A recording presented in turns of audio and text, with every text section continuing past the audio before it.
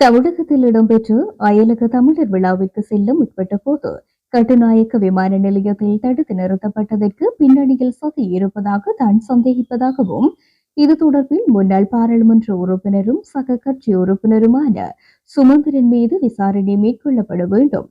அவர் யாழ்ப்பாணத்தில் தனியார் ஊடகம் ஒன்றின் நேர்காணலில் இலங்கையில் தடை செய்யப்பட்ட அமைப்பு ஒன்றின் கூட்டத்துக்கு செல்ல முற்பட்டிருக்கலாம் என்ற சந்தேகத்தின் அடிப்படையில் இவர் தடுத்து நிறுத்தப்பட்டிருக்கலாம் என்றும் இது சில ஊடகங்களின் ஊடாக தான் அறிந்து என்னுடைய ஊகமாக சொல்வதாக தெரிவித்த கருத்து தொடர்பாக உடனடியாக சுமந்திரன் மீது விசாரணை மேற்கொள்ளப்பட வேண்டும் என்றும் அத்துடன் அவ்வாறு அவர் கூறிய ஊடகங்களின் பிரதானிகள் மீதும் விசாரணை மேற்கொள்ளப்பட வேண்டும்.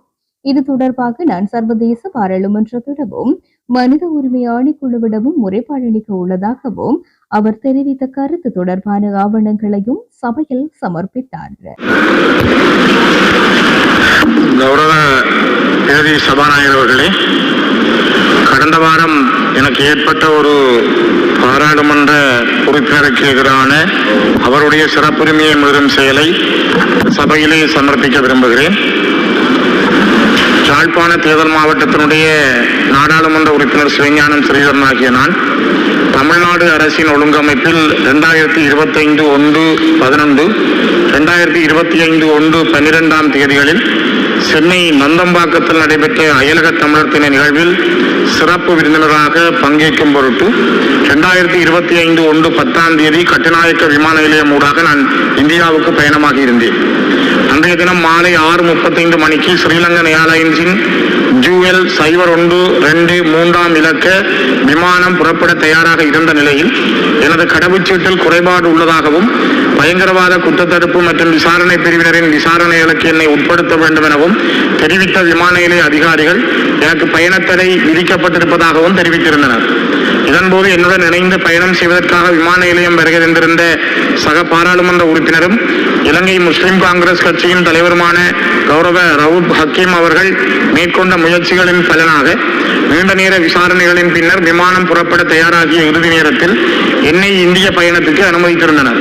எனினும் 2025/1/13 நான் இந்தியாவிலிருந்து மீளவும் நாடு திரும்பிய போது குறித்த பயணத்தடை தொடர்பில் சம்பந்தப்பட்ட அதிகாரிகளிடம் வினவிய போது அவ்வாறான பயணத்தடைகள் எவையும் என் மீது விதிக்கப்படவில்லை என தெரிவித்திருந்தனர்.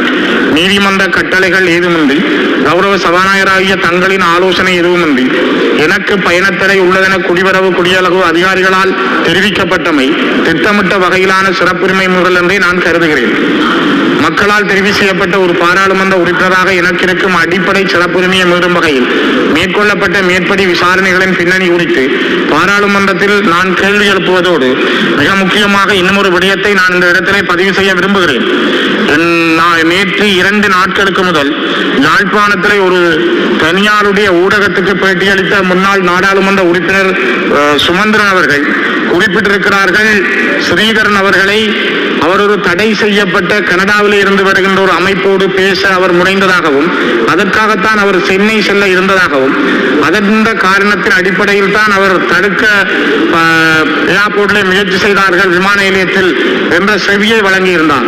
இது தொடர்பாக அவர் தனக்கு ஸ்ரீதரன் தெரிவிக்கவில்லை என்றும், ஆனால் நான் அவரை சென்னையிலே கண்டபொழுது கௌரவ சுமந்திரன் அவர்களும் கூட இதை பற்றி என்னிடம் எதுவும் கேட்கவில்லை. ஆனால் சுமந்திரன் அவர்களை நீங்கள் இதை விசாரித்தால் அவர் சொன்னார், ஊடகங்களிலே வந்திருந்ததை நான் பார்த்திருந்தேன், ஊகத்தின் அடிப்படையில் ஸ்ரீதரனை சில வேளைகளில் அவர்கள் மறைத்திருக்கலாம் என்று. ஆகவே நீங்கள் சுமந்திரனை விசாரித்தால் எந்தெந்த ஊடகங்களில் இந்த செய்தி வந்திருக்கிறது என்று அறிந்து அந்த பிரதான ஊடகங்களினுடைய பிரதானிகளை விசாரிப்பதன் மூலம் நான் நினைக்கிறேன் இதற்கு உண்மையை கண்டறிய முடியும் என்று நான் நம்புகிறேன். ஆகவே இது எனக்கு எதிராக செய்யப்பட்ட மிகப்பெரிய ஒரு சதியாக நான் கருதுகிறேன். நான் பாராளுமன்றத்தினுடைய புரோட்டோகால் அனுமதி பெற்று விஐபி, அதாவது பாராளுமன்ற உறுப்பினர்கள் சென்ற பாதையினூடாக சென்ற அந்த பயணச்சீட்டையும் சபாபீடத்துக்கு சமர்ப்பிக்கிறேன்.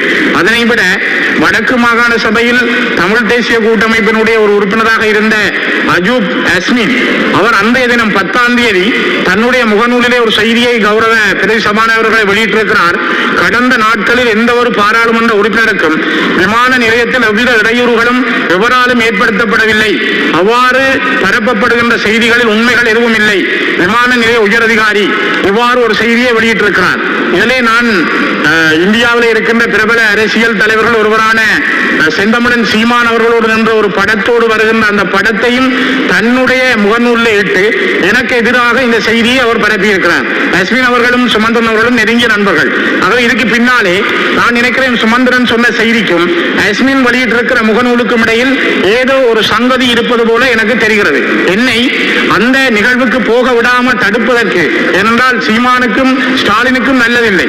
ஆகவே இந்த படத்தை போட்டால் என்னை அங்கு போக விடாமல் தடுப்பதற்கான முயற்சியை மேற்கொண்டதாகவே நான் அறிகிறேன். ஆகவே தயவு செய்து ஒரு மிக அதிகமான கவனம் எடுத்து விசாரிக்கப்பட வேண்டும் என்பதை நான் குறிப்பிட விரும்புகிறேன். அதே நேரம் என்னுடைய பர்சனல் ஸ்டாஃப், என்னுடைய செக்யூரிட்டி சர்வீஸாக இருந்த ஜிஜிபி ரத்னகுமார் PS 6869 இவர் என்னோடு கடந்த 2 ஆண்டுகளுக்கு மேலாக காவல் மெய்ப்பாதுகாவலராக இருந்தார்.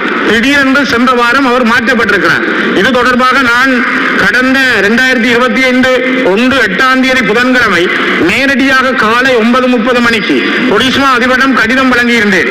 அந்த கடித பிரதியையும் நான் சபாபுரத்துக்கு சமர்ப்பிக்கிறேன். ஆனால் இதுவரை அவர் எனக்கு நியமிக்கப்படவில்லை. அதே நேரம் இந்த அஸ்மின் அவர்கள் போட்ட முகநூல் பதிவையும் நான் உங்களிடம் சமர்ப்பிக்கிறேன். ஆகவே கௌரவ பிரதி சபாநாயகர் அவர்களே, நான் சுமந்திரன் அவர்களுடைய அந்த நேர்முகத்துக்கான மிதல் திரட்டி பென்ட்ராய் அதையும் நான் உங்களிடம் கையளிக்கிறேன்.